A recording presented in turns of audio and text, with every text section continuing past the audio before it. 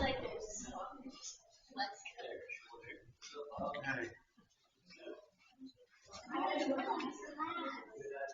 I'm gonna get there first. Okay, cool.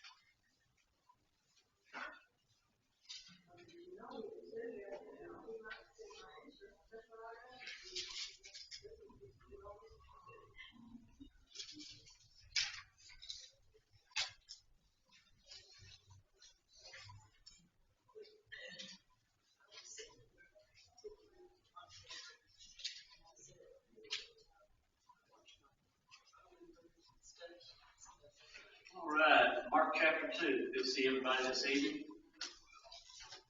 Move along here. Do some reading from Mark.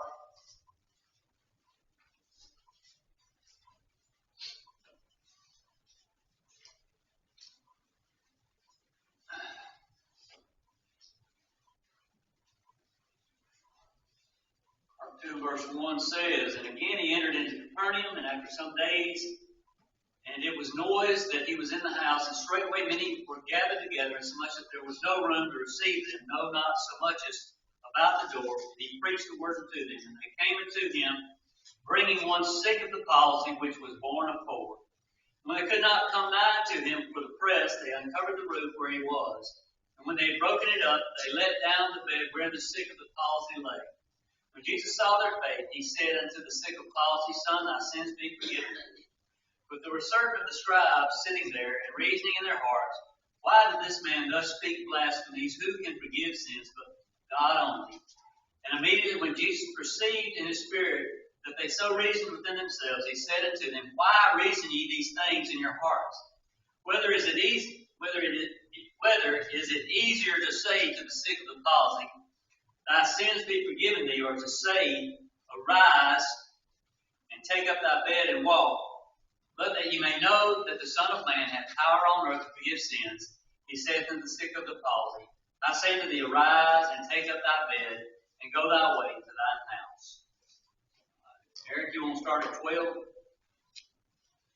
And he arose straightway, took up the bed, and went forth before them all, insomuch that they were all amazed, and glorified God, saying, We never saw it on this fashion. Then he went forth again by the seaside, and all the multitude resorted unto him.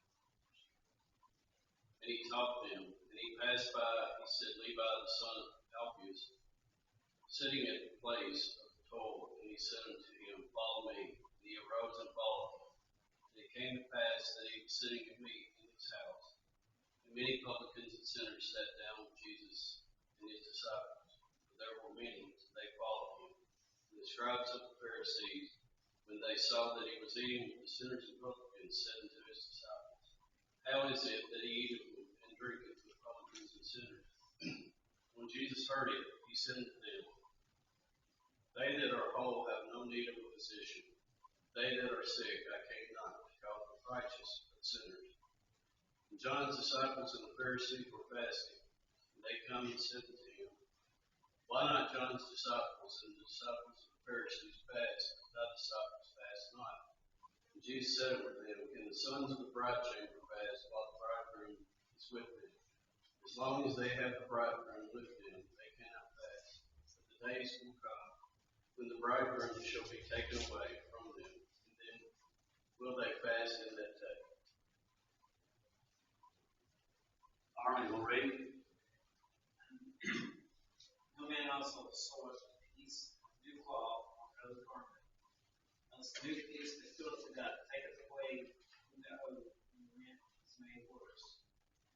No man putteth new wine into old bottles, else the new wine doth burst the bottles, and the wine is spilled, the bottles will be made hard. New wine must be put into new bottles. It came to pass that they went through the cornfields on the Sabbath day. And his disciples began, as they went, to pluck the ears of corn. The Pharisees said unto him, Lord, why do they on the Sabbath day that which is not lawful? And he said unto him, Have you never read where David did, when he had need and was under, he and they that were with him, how he went into the house of God in the days of Abiathar the high priest, and did eat the showbread, which is not lawful to eat but for the priest. He gave also unto them which were with him. And he said unto them, The Sabbath was made for man, and not man for the Sabbath. Therefore the Son of Man is Lord also of the Sabbath. All right, very good. Thank you, Army. All right, first question there says, what is the emphasis of Mark chapter 2? And I've got listed down there verse 5, 16, 18, and 24. Four accounts are mentioned in this particular chapter. And kind of see what's going on as far as the thrust of the chapter. Verse 5 says,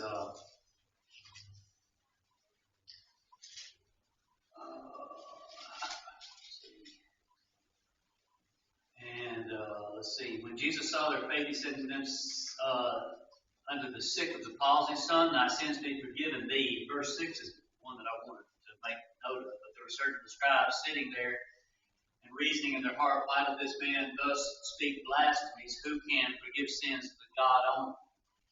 That's the first one. Then verse 16 says, and when the scribes and Pharisees saw him eat with publicans and sinners, they said unto the disciples, How is it that he eateth and drinketh with publicans and sinners? In 18 he says, And the disciples of John and the Pharisees used to fast, and they come and say to him, Why do thy disciples of John and of the Pharisees fast, but thy disciples fast not? And then verse 24 says, And the Pharisees said to him, Behold, why do they on the Sabbath day that which is not lawful? Can you see a trend that's going on here as far as the thrust of the chapter itself?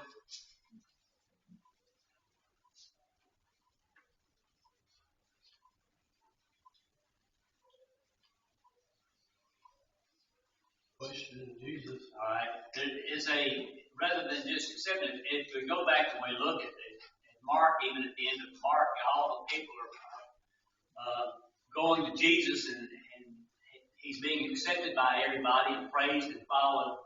And now the Pharisees are beginning to question Jesus, and there rises a bunch of conflict with what Jesus is teaching and what his disciples are practicing or not practicing. And so you can see a conflict begin to arise because of the popularity and the people who are following Jesus. And that's the thrust of Mark chapter 2 and part of chapter 3 as well, is just showing how the people, not the people necessarily, but the leaders turn on Jesus. And the conflict between Jesus and the leadership begins very early on. Number 2, what did Jesus see in the men who brought the man with palsy to him? Verse number 5. Their faith. All right, their faith. All right. What about the man who was healed? Did he have faith? Do we know for a fact? No. We don't know, but he was of a sound mind, obviously, so we could probably conclude that he was a man of faith as well. But He said he probably had some faith in people that yeah, probably had to have a little bit of faith in something anyway. I just think it's interesting as we look at that particular passage. It doesn't say anything about his faith, but it does say something about their faith. And it does indicate to me that when we talk about faith, that our faith can have an effect on other people and their well-being as well. So our faith is not just meant to be for us, but it's meant to be for those who we are around, who we influence and have contact with as well. So faith is a personal thing, but it has a leavening effect on life, I guess might be a way to put it. What is policy? Y'all got anything else in your Bible, in your versions, as far as what policy is? Policy. Trinity witness, third person alone. Okay, the Greek word is the same thing that we get our word paralytic from, paralyzed. So that was why they had to code it what? Paralyzed. Yeah. So Paralysis.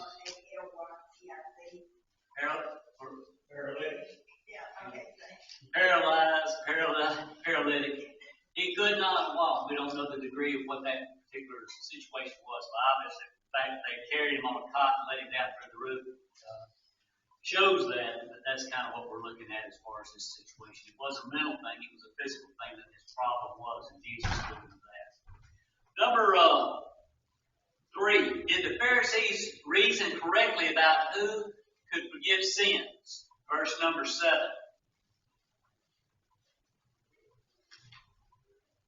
Yeah, who can forgive sins? God only. Yeah, they got that part right. There was nothing wrong in the assumption that they made. They were correct in that. Question number 4 says, list 3 evidences of Jesus' deity given in this account. They were right about it, but they were wrong about Jesus. There was 3 pieces of evidence that showed that Jesus was God in verses 1 through 11. What did he do, or what happened to show that Jesus was God in this? Healed, physical healing. All right, that was 1.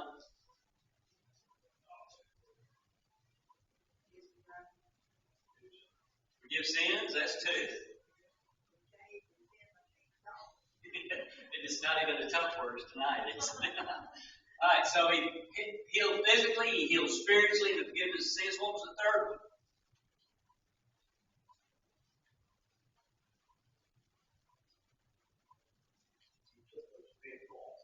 Now we're talking about Jesus. What is the 3 evidences in this particular healing, or this particular account that shows that Jesus was God?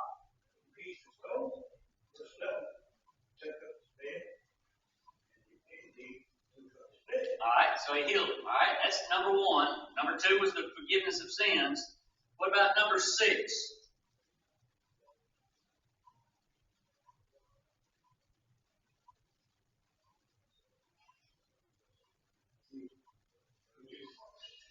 Jesus, yeah. He could read their minds.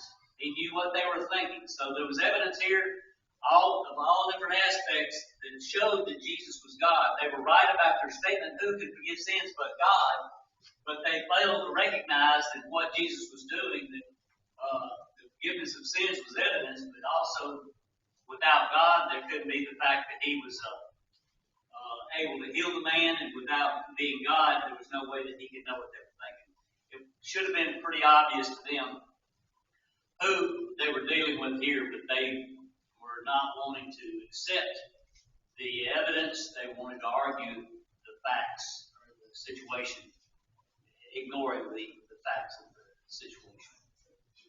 Number 5. What sea was Jesus beside when he called Levi? Galilee. How do we know that? You go back to chapter number 1.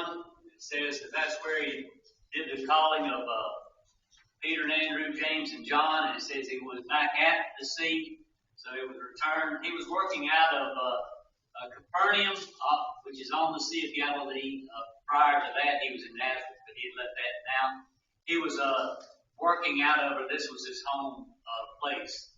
The commentaries that I read said the house that he was in more than likely was Peter's house. It's where he was staying at that particular time. We don't have evidence as far as the scripture is concerned, but we know that Peter's house was there. We know in chapter 1 that he went into Peter's house and killed Peter's mother-in-law, so that's a good estimate on that as far as that was the house he was working out of in the city of Capernaum. On the Sea of Galilee, also known as the Sea of Tiberias. All right, very good. All right, number 6. What was Levi doing when he was called by Jesus? Collecting taxes, custom. All right, so he was a man who worked for the IRS, basically, in those days. How do we feel about people who work for the IRS? Well, this is being recorded. We love the IRS.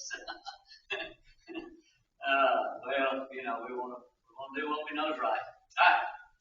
But he was a tax collector. Why would it shock the people? Number 7, why would it be a shock to the religious elite for Jesus to have Levi as a close associate?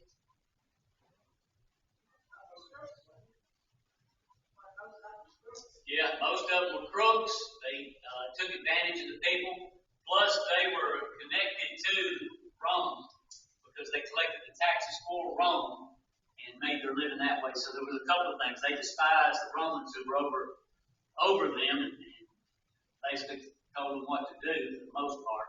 Plus the fact that the tax collectors were normally immorally illegal. I think I read somewhere, maybe it's not, where that said that at this time that Levi had also some soldiers that worked under him or helping collect taxes. Yeah, I'm sure that Rome wanted to get their money. They probably had at their dispense some way that strong-armed the people to make them pay their money if they didn't do it voluntarily.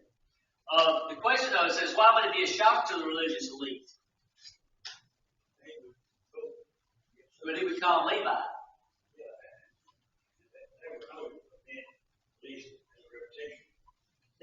Yeah.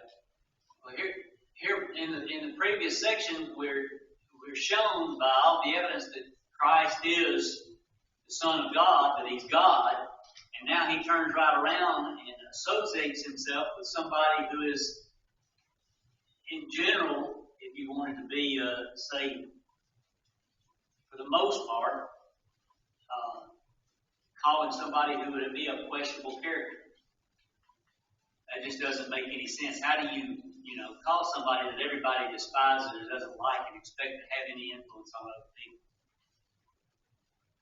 I think you don't go past the point of just looking at the person that you're dealing with opposed to what the ramifications are down the road. A lot of times we look at people and determine how it's going to affect the big picture rather than look at the soul of the individual and try to affect them with the gospel or the influence that we should there. But it didn't make a whole lot of sense as far as his effect in the community dealing with somebody that was not saying specifically about Matthew, but about that particular profession as a whole, was not looked at as a good people. Number 8. Why did the disputers of Jesus think Jesus ate with publicans and sinners?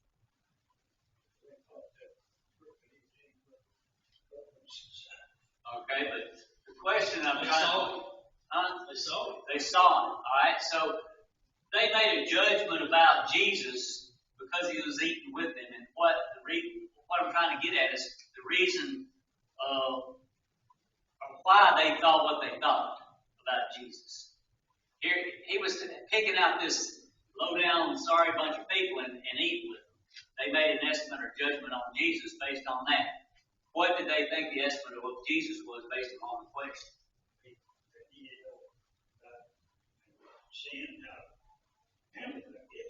He was just like running around with that bunch and associating with that bunch. That automatically made him that kind of person or ignorant of the situation in the least. But more than likely, they were looking at it from the standpoint of, here he is running around with these sinners and participating with them in that. So that's, they were looking at it from that standpoint. What two groups of people asked about the lack of fasting with the disciples of Jesus? Verse number 18.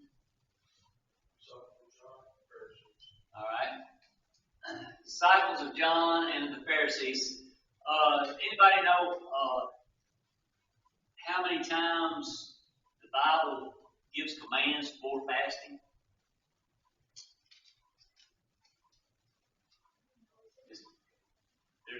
There's only one specific time that fasting is commanded. It's the Old Testament. It was the Day of Atonement. They were commanded to fast on that day. That was the only time. The fasting was supposed to be done by personal choice as far as that goes. The reason for fasting, why do people fast? All right, something troubling, something that's heart-wrenching, mourning, things like that. An appeal for spirituality, the New Testament says, is we can put things away to appeal to God as far as fasting is concerned. But they were not commanded by the Bible to fast. Not John's disciples, not the Jews. But yet, He's trying to make verse 19. 2:19. doing what? What point is he trying to make 2:19? Well, I don't know. We'll look at it when we get through the fasting part of it. Let's say it's home day. Okay, he said to the bridegroom, all right, well, he's getting down to that as far as the point is concerned. I just wanted to make a point before we get there, and I think that's in the question down from it. The command to fast is not there. The importance of fasting is there. Just because we're not commanded, fasting is an important part of spirituality as far as your spiritual being is concerned. We have the story of Zacchaeus, who Jesus called, and he says, I fast 2 times, twice a week. That was the general rule. Mondays and Thursdays were the general practice for fasting by the Jews at this time and place. And so, they thought very highly of the practice, but what they were looking at it from the standpoint of a spiritual, ceremonial might not be the right word, but just a system of doing something just to do it, Yeah, and that's what it was. The talk when Jesus talked about the publican and the sinner who went to pray. One prayed, I do all this, the other doesn't. It was for show, and that was what it was there. So the aspect of what they're asking Jesus was something that they had placed as a priority as the spiritual religious leaders of that time. It was not something that God had placed on them, but it was a situation that was forced by human demand or pressure or whatever it may be. So they were trying to condemn or question the things of Jesus' disciples by something that was not even something that had to be done by either one of them. But they made the choice to do it, or they followed the lead of other people. So it was not really an adequate question or something that could be asked with validity, I guess might be the best way to put it.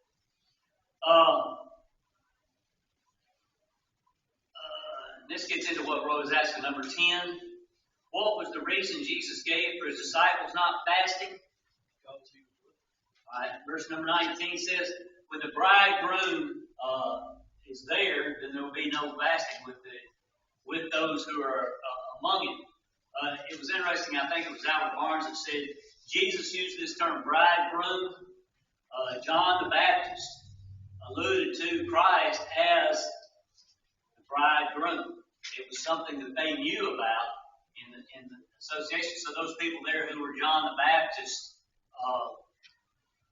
disciples knew something about what this was talking about. That was one of the illustrations that Jesus used to show that there was no need for the disciples to fast at this particular time.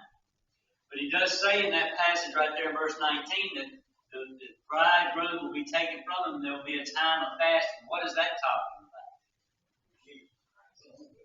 All right, the crucifixion. All right, there will be fasting at that point because of the crucifixion of Jesus. Would that be the only time that there would be fasting? That would be when Jesus is not there, the bridegroom is not there?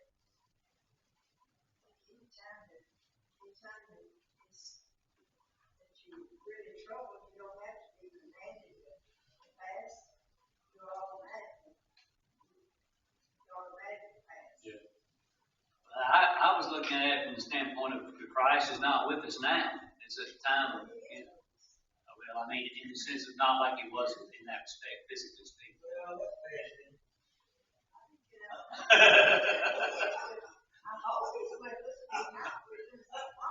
Well, in the sense of the restoration of our relationship with him in heaven is a little different today than it is. That's all I'm trying to get. But you're right. He should be with us on a daily basis. See, number 11. What is the lesson from the illustrations of verses 21 and 22? First one is the old cloth or the new cloth being put on the old cloth or sewn on the. You can't fit the New Testament in the Old. You can't go with the New. All right. So you ever sew any patches on old blue jeans? They hold up when you wash them? Yeah. Usually the new cloth will shrink up and make a hole bigger, is what Jesus was saying. And that was the principle. What they were trying to do is apply the things of Christ to the Old Testament, which Jesus said that's impossible to do. It's just like this particular illustration right here. And then the second illustration is that of putting wine into the new bottles when we don't have that particular situation here, but they sew the skins together, and when it puts in there, as it ferments, it expands and busts the bottle open. It's impossible to do that. It's the same principle being taught, just using three different illustrations: the bridegroom, the cloth, and the bottles. All are teaching the same thing to a great degree. 12. What was the accusation made against the disciples in verse number 24? Why do they not? What they do not fix themselves? I think we're on to the next one on 24. 24? Yeah. If you look at 23 and 24 together, it kind of gives you a general idea of what it is. Well, they started putting forward. They couldn't do that themselves. The Pharisees thought they could do that themselves. All right, so the accusation was then them doing work on the Sabbath day. They were gathering and threshing their food or working on the Sabbath. Was it against what was given as far as eating was concerned on the Sabbath day? You were allowed to eat, so it wasn't the eating part of it. Could you cook? Could you cook on the Sabbath day? No. Couldn't cook on the Sabbath day.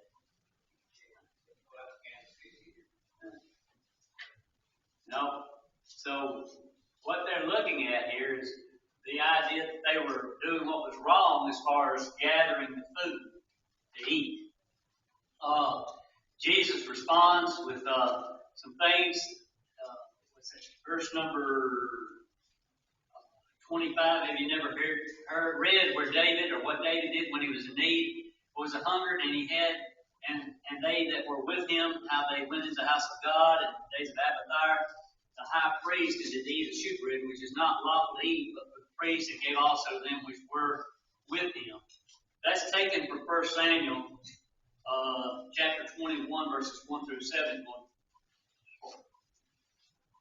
Turn over there for just a minute. We'll just take a quick look at that. 1 Samuel 21.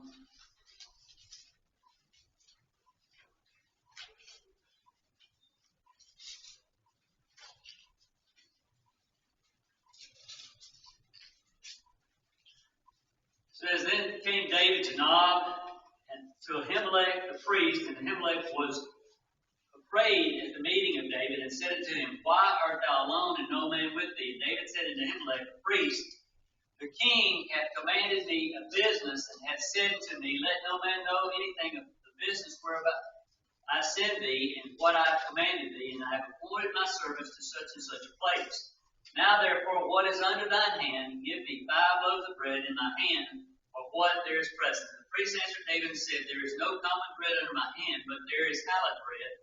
The young men have kept themselves, at least from women. And David answered the priest and said unto him, of truth the women have been kept from us about these 3 days since I have come out.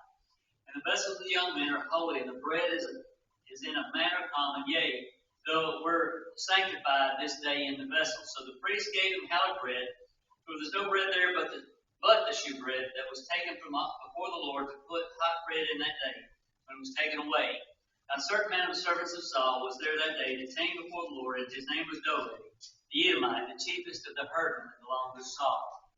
All right, so if we look at this particular account that's given here in 1 Samuel chapter 21, David is running from Saul. Saul had taken his pleasure in him, and he was leading him. He did not really tell the truth to Ahimelech. There's a little bit of controversy as far as Jesus used Abiathar as the priest, and Ahimelech, who was his father, was the priest actually at the time. It's not a major problem as far as that goes. Abiathar became the high priest when David assumed the role of king. But anyway, David misled him a little bit because he was not traveling on a mission from Saul, and he was asking for bread. The point is not that David did wrong, because the Bible teaches, the Old Testament teaches, that only the priest could eat the bread. Only the priest could eat the bread that came off of the shewbread that was in the holy place. And they replaced it, and they ate what was taken out. But David was not a priest, he was not a tribe of Levi, and by law, he was not able to do that. The point is not that, which Jesus is making at this particular point, and that David was wrong in what he was doing. What the situation is these people were condemning Jesus' disciples for what they saw as being wrong, but yet they knew about this situation where David did something wrong, and they didn't condemn David for the situation here, even though they did so. They were being hypocritical in what they were talking about in this particular situation. All right, that's the first point, or the first thing that we can look at as far as how Jesus handled this particular situation. He just put it back on them about their attitude was not being sincere in this, because they allowed one thing here and didn't allow another thing there. But there's more to it than that. It says, what was the point, number 13, that Jesus made to the Pharisees using the example of David? Matthew 12 and verse 5. Let's look at that, see what that has to say. This is along the same lines as far as the account. So,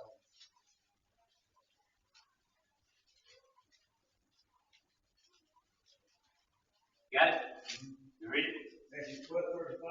12:5. 5. Well, it's close. Yep. 12, 5.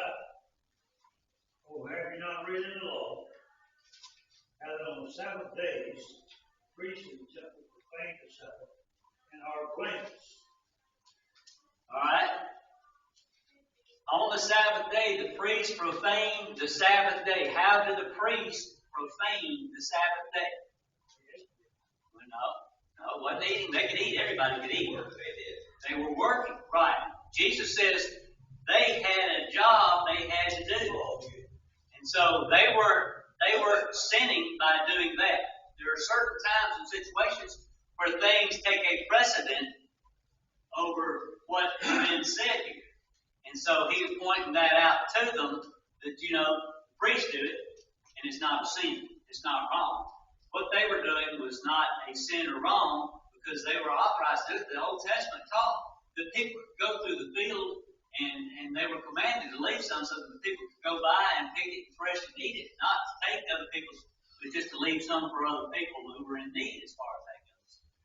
But they were being hypocritical, and Jesus taught them, or was teaching here, that there are times and places where you have to take care of situations, and it gives it a higher priority.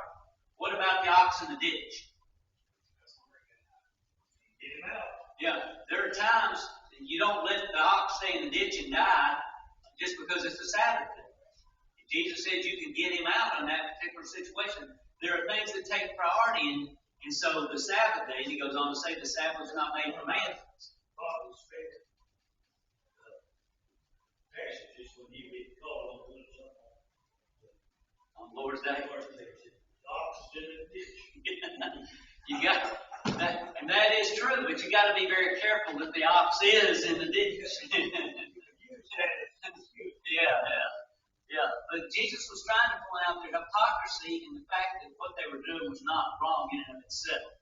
And so that's the point that was being made here. All right, he goes on to say that the Sabbath was made for man and not man for the Sabbath. What was he meaning by that? Sabbath was to be the servant of man, not man to be the servant of Sabbath. Right. And what the Pharisees were doing in this discussion is they had made specific laws outside of what the Old Testament law said, that they were binding on these people as far as the Sabbath day was concerned. That was a perfect example where they were going through the field and picking the wheat and cleaning it off and eating. They were making a law there that God had not made. And so they were making the Sabbath a burden on people, as opposed to it was given to the Jews as a day of rest to get away from that and to honor God. So it was the Sabbath was to benefit man, not to be a burden of man. And the Pharisees had turned around and made it a burden on the people as opposed to a benefit. That's what Jesus was saying there. All right, and then number 15, did Jesus' statement, Son of Man is Lord of the Sabbath, mean he did not have to observe the Sabbath? No, but it meant that he could change the Sabbath law. He was Lord also of the Sabbath. Not I couldn't be observed and change the law and worship on a different day. Obviously, that's true. I would say not change the law, but give the true definition.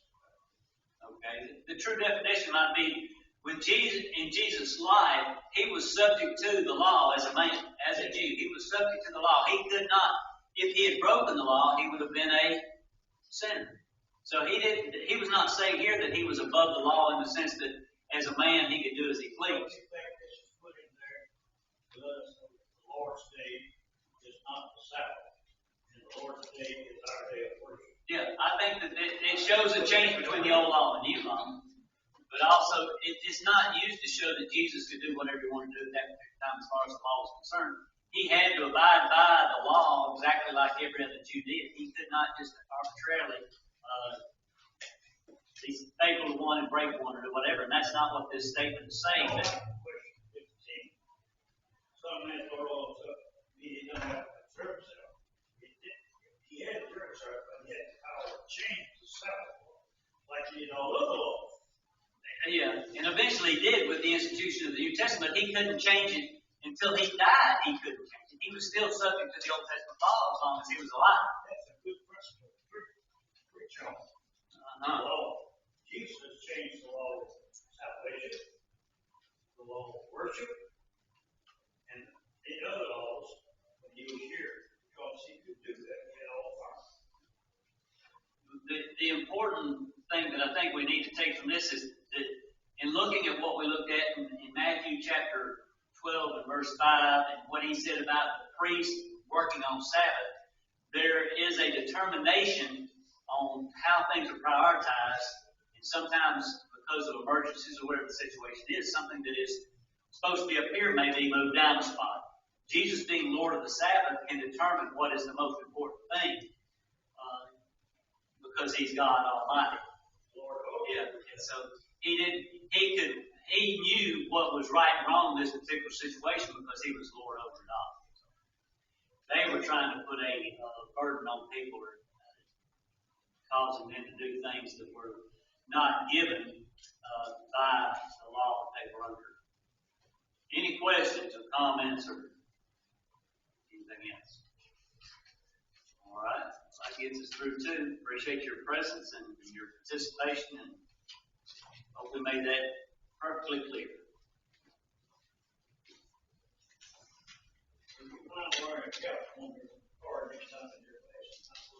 Now, do you mind just go ahead and smack him in the head right there real quick?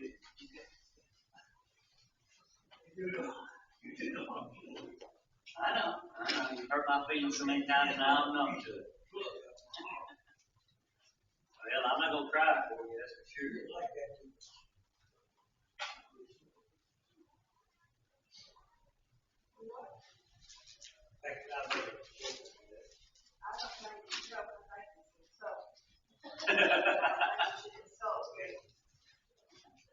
She take a note on that? I know she has. See what kind of fault you got. You might have a bald head. That might be his fault, but you might have a fault worse than his. Well, you know, in the Bible, they made fun of the prophets had a bald head. What happened to the young men that made them? They take his name. Elijah. Fun of, yeah. And he killed them every one. God was in favor. There to go. There's go. You don't have to worry about that. You're the son maker. You won't let me get nothing. No. That's what I like.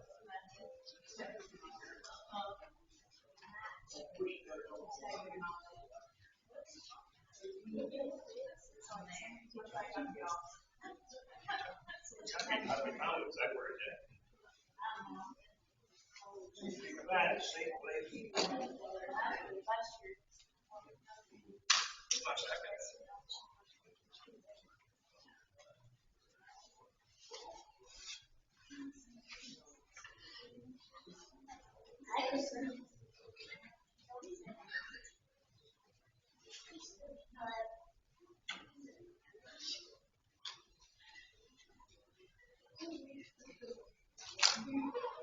Well, they were marvelous, and then Mom actually accidentally wrong. Dad didn't like them, and Mom accidentally stuck with them like that, and I was like, oh my God, it's not.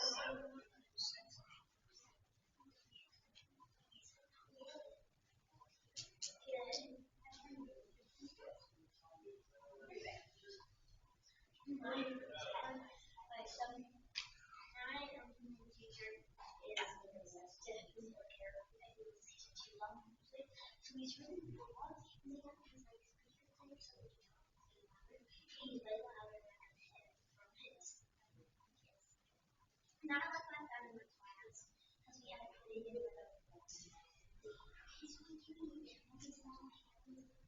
Yeah, no, they have three favorite, like, magnets rather than theirs.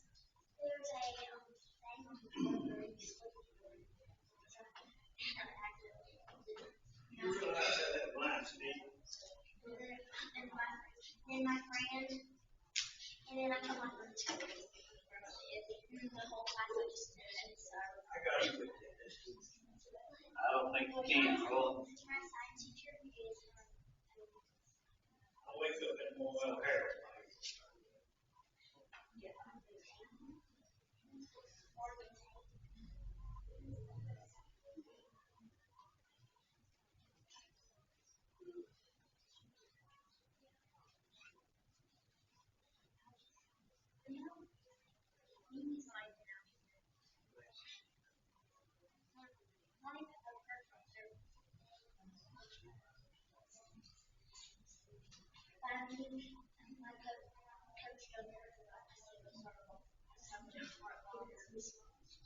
But anyway, I forgot.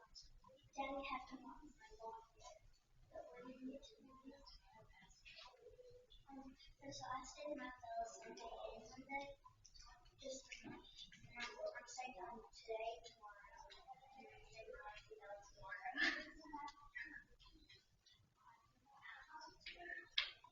What? What? Oh, April texted me. Well, either ask them or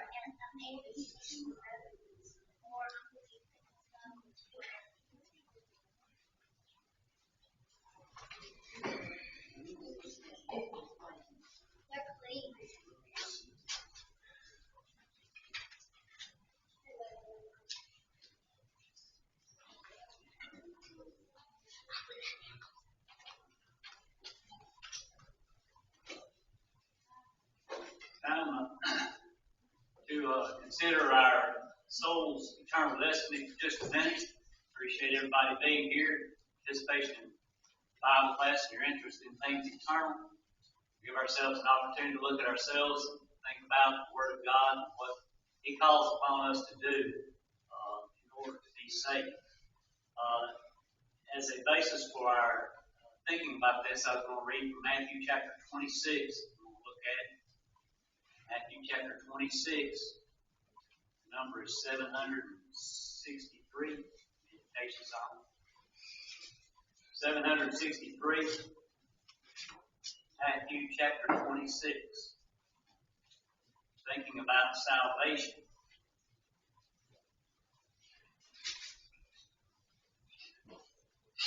Beginning at verse 46, it says, Rise, let us be going. Behold, he is at hand that doth betray me. And while he yet spake, lo, Judas, one of the 12, came, and with him a great multitude with swords and staves, from the chief priests and from the elders of the people. And he that betrayed him gave them a sign, saying, Whomsoever I shall kiss, that same is he. Hold him fast. And forthwith he came to Jesus and said, Hail, Master, and kissed him. And Jesus said unto him, Friend, wherefore art thou come? And they came, and laid hands on Jesus and took him. And behold, one of them, which were with Jesus, stretched out his hand and drew his sword and struck a servant of the high priest and smote off his ear. Then said Jesus unto him, Put up again thy sword into its place. For all they that take the sword shall perish with the sword. Thinkest thou not that I can now pray to my Father, and he shall presently give me more than 12 legions of angels? But how then shall the scriptures be fulfilled, that thus it must be? In that same hour said Jesus to the multitudes, Are ye come out as against a thief with swords and staves for to take me? I sat daily with you teaching in the temple, and you laid no hold on me. But all this was done, the scriptures of the prophet and the prophets might be fulfilled. Then all the disciples forsook him and fled. And this little passage of scripture right here in the Garden of Gethsemane, right before Jesus was taken to trial and then crucified for our sins, I want us to think about our salvation. There's a couple of important points that we can take from this particular account right here and look at our lives and see how we stand. First point that I want us to think about is the idea that Peter, we know that it was Peter, drew his sword, cut off Malchus' ear. John lets us know that it was Malchus, the high priest's servant, in trying to save himself in this situation right now.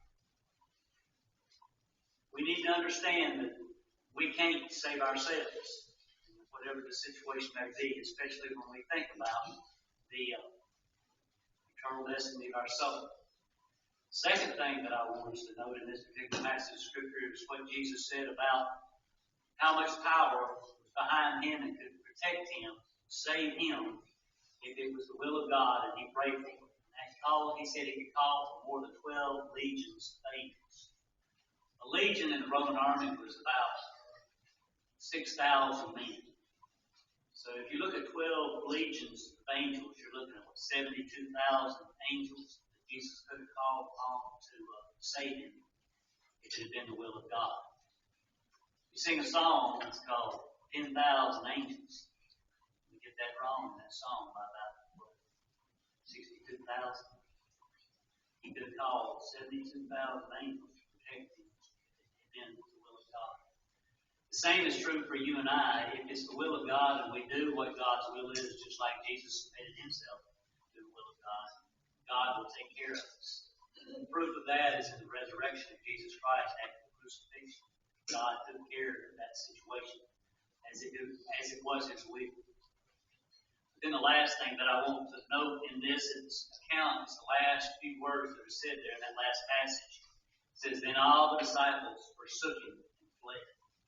You see those people, when they weren't able to handle the situation the way that they thought it needed to be handled, they were not willing to stand there and be with Jesus on that occasion, but forsook him and fled.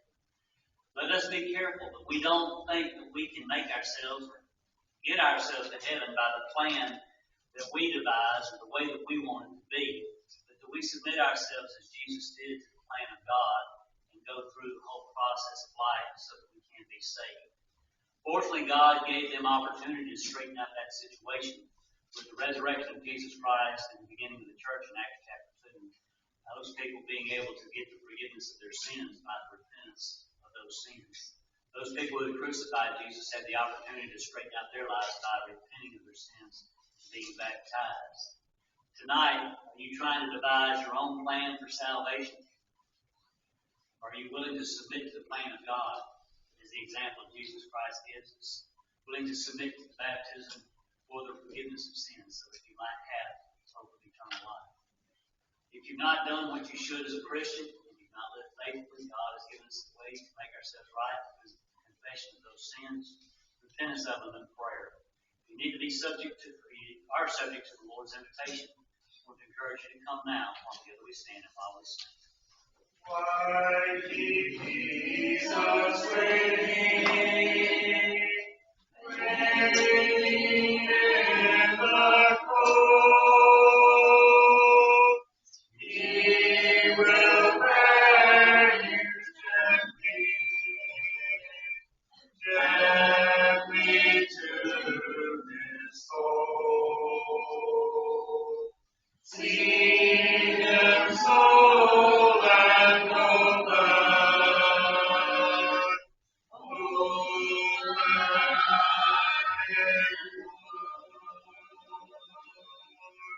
Why keep Jesus waiting, waiting at the door? Walking darkness softly, softly o'er and o'er. Give him soul and no blood. Open eye and why keep Jesus waiting, knocking at the door? Soon he'll cease his pleading, yes, forevermore.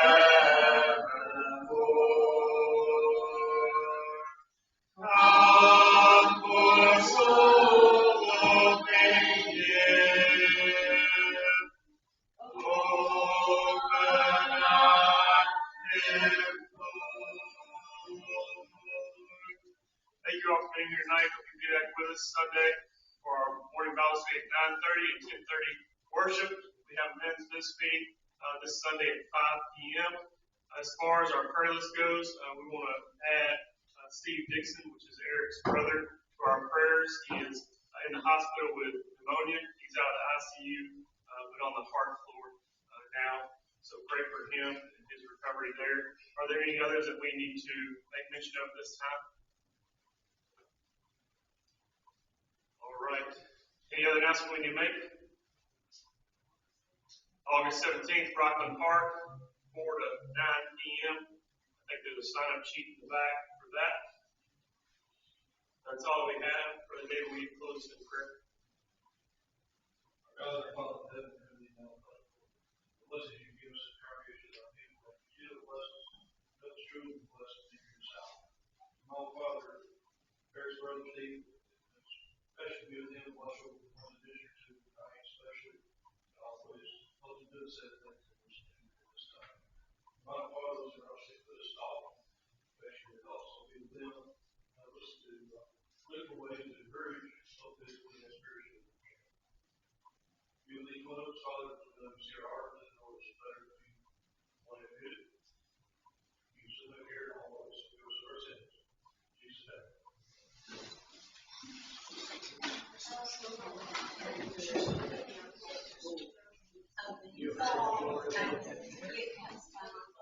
Gavin, y'all, I love it.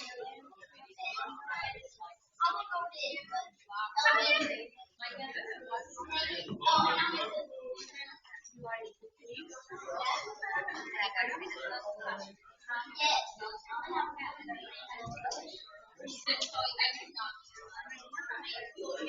Morning.